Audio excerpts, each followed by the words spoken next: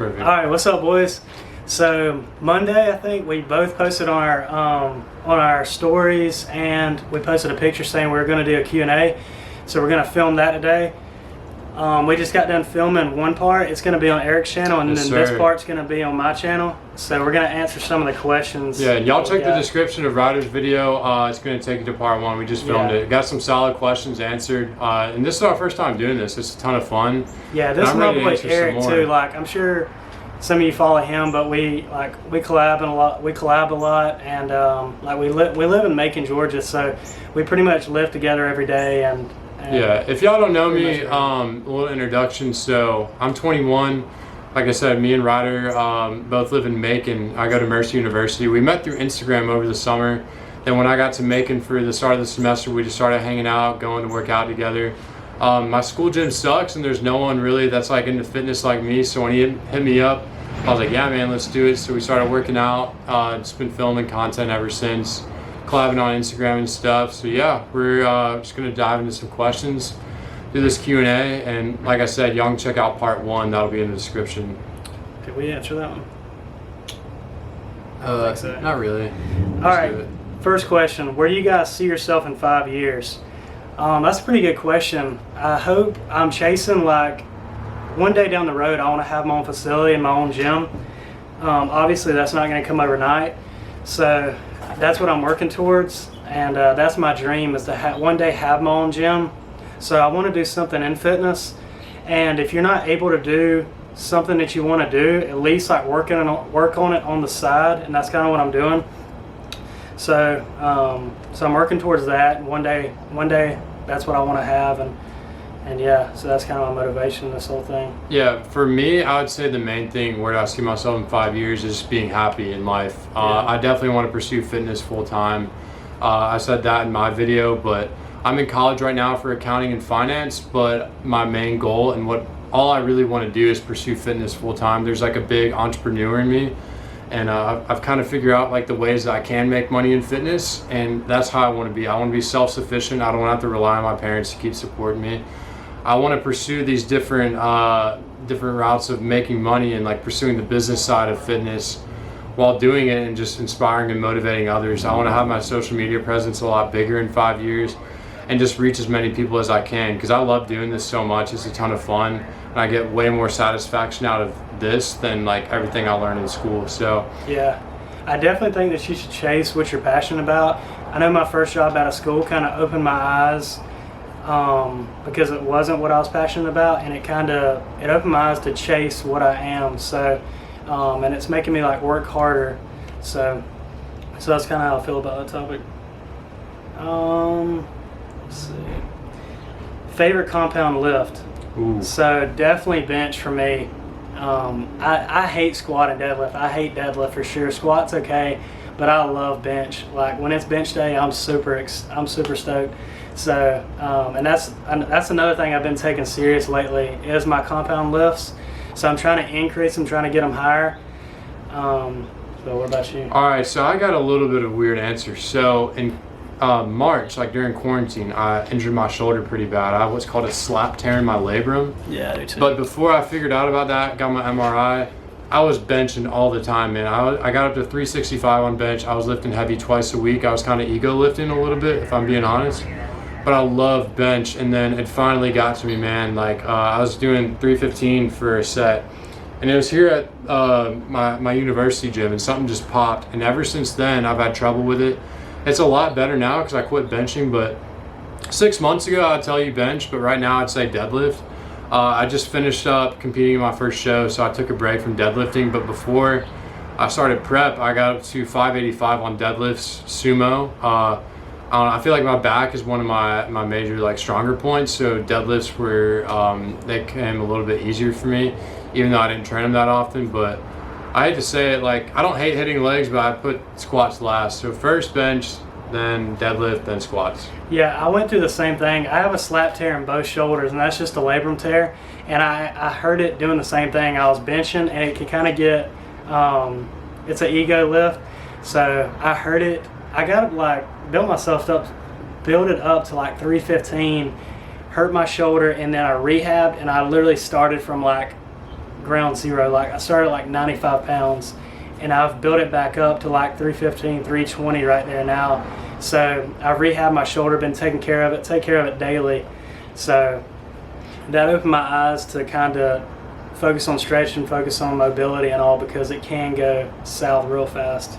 Yeah, and that's kind of like one of the first things we talked about when we met through Instagram was like the whole shoulder injury, because I saw that he had one and I was going through it at the same time, and he sent me one of his YouTube videos about stretches, and that's when I really learned like stretching's so important, especially with mobility and keeping yourself healthy. Oh shit. A squirrel just jumped off my roof. But yeah, I can't stress the importance, especially with the shoulder, because there's so many different moving parts, is you gotta stretch at least 5 to 10 minutes before your chest days. Yeah, just really prioritize it. Let's do this one. Okay, best cereal. What's your favorite cereal? All right. So easily Frosted Flakes, like Frosted Flakes, and then Cinnamon Toast Crunch is like right there, but Frosted Flakes is a hitter. Yeah, I would have to say this is a new one. So I love coffee, and Dunkin' came out with this caramel macchiato cereal. It's in my room, but I saved it for when I was done with my show, and I've been kind of like snacking on it ever since. It's so good. It's cereal or like a coffee flavor? It's cereal. Like it's coffee flavored. Like it's got that macchiato flavor, you know, with some marshmallows in there. But it's gas. But other than that, can you eat it dry? Yeah. It's good. Other than that, I would have to say probably Cinnamon Toast Crunch. That stuff is so Cinnamon good. Toast You can Crunch never is go so wrong good. with that. Favorite fitness YouTuber. So I would easily have to say Steve Cook. Like he's the OG. So if there's a guy who I could like work out with one day, it'd definitely be Steve Cook. I think he was the first one I started watching, him and Christian Guzman and David Lade and Dylan McKenna. But Steve Cook's like the guy that I like dream one day of having his physique, and he was just somebody I grew up watching and kind of got me into fitness, and he's just seems like a fun guy to be around and hang out with, and he works out hard, and he's a beast. So Yeah, I agree. I'd say for me, more so like a lifestyle YouTuber is Max Tuning. Like Yeah. whenever I do cardio, especially on prep, like I was always watching his videos, but like there's never a moment in his videos where you're bored, just because No. he's hella goofy and he's just fun to watch. And I think that's what has made him so successful, is his personality. But when it comes to strictly like fitness stuff, I'd probably say Dylan McKenna. yeah, In my video, I kind of talked about how he was the first guy I really found on YouTube in the fitness niche, and I learned so much from him. And I'd love to collab with him one day. Like, I would love to meet him. He's a super cool guy. that's Seems where we like. actually met, was like a Facebook group. Me and Eric met through a Facebook group that Dylan McKenna has called Yeah. the Power Society or the Power Effect. Shout out to the Power Effect. And so I would do those daily workouts forever, and I don't do them anymore, but I'm still in the Facebook group. But he's just an OG too. Like, I mean, he's worked his ass off for 6 or 7 years. Yeah. Like, he's grinded. He provides good content. He's also kind of goofy. Like, if you watch his stuff, he's, I don't know. He's cool though. This one right here. This one's gonna get juicy.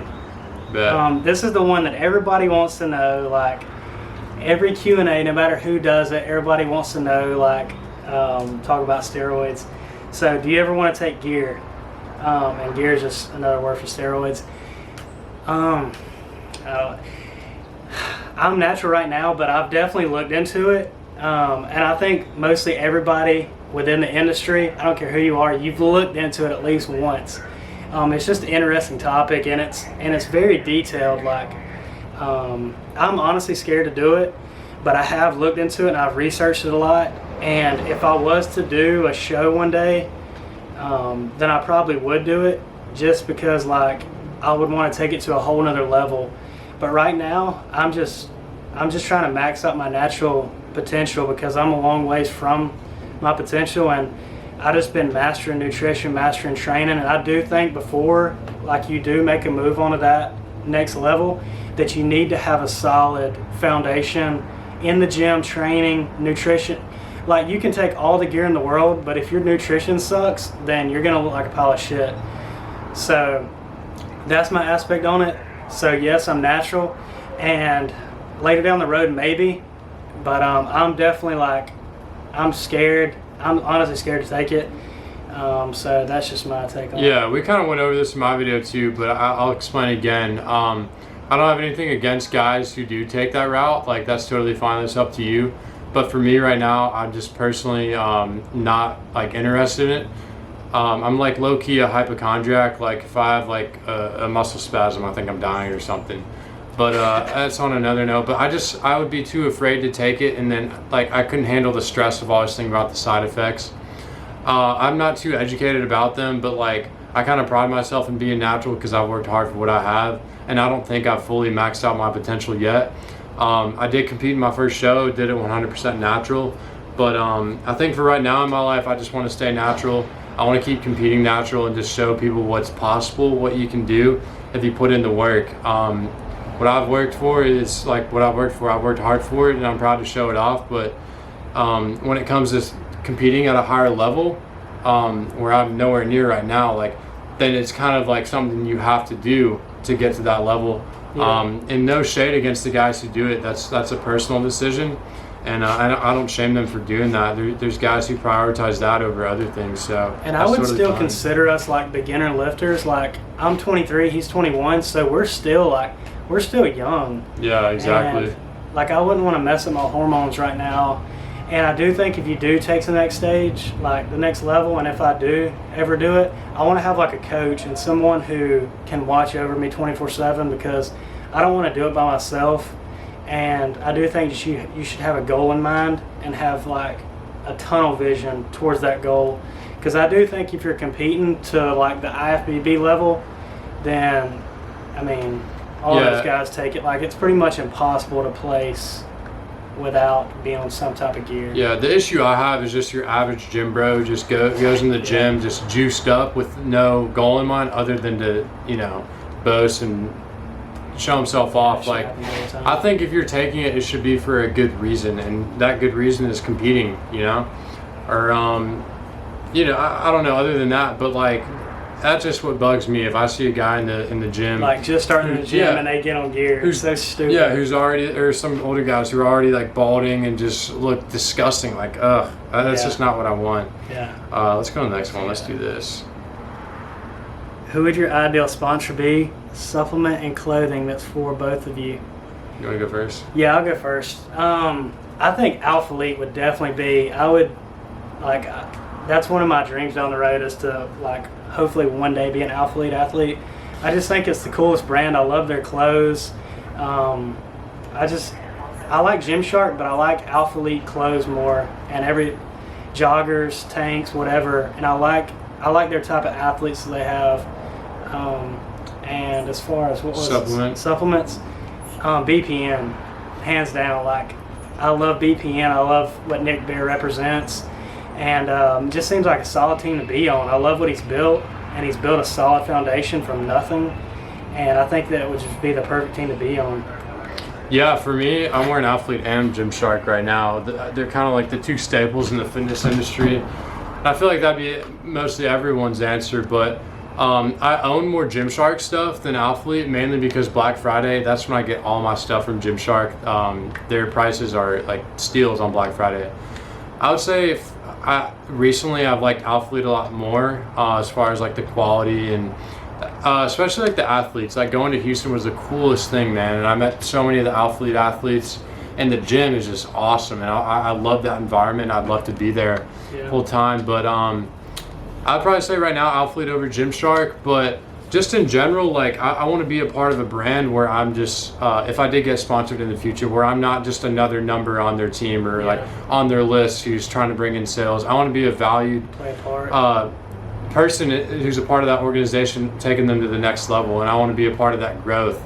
And I feel like there's a lot of people who, like, I'm not going to really say anything, but a lot of people who are just like kind of another number when it comes to sponsorship and stuff like that. And I'm not saying it's Athlete or Gymshark, but there's so many other brands, especially who are promoting through Instagram, who just kind of treat their athletes like just for sales. They don't really want anything other than that.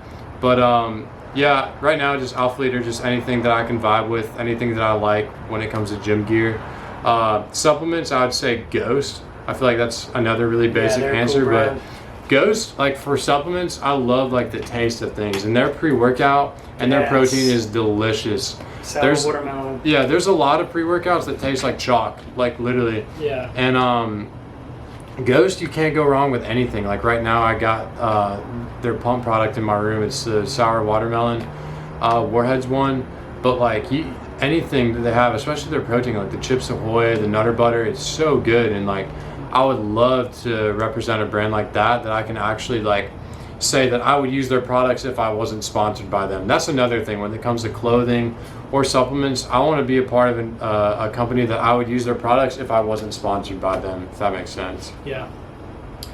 Well, I think that's gonna be a wrap for today. Appreciate you guys watching, and we have a little surprise coming in December. We're gonna keep making vlogs, but yes, sir. Maybe a little roadie. Yeah, I don't know. we'll see. So, but yeah, we're getting like murdered by mosquitoes, so we're gonna wrap this up, head inside. But huge thanks to all you guys for watching. Go check out my video too. See you, boys. Yeah, peace.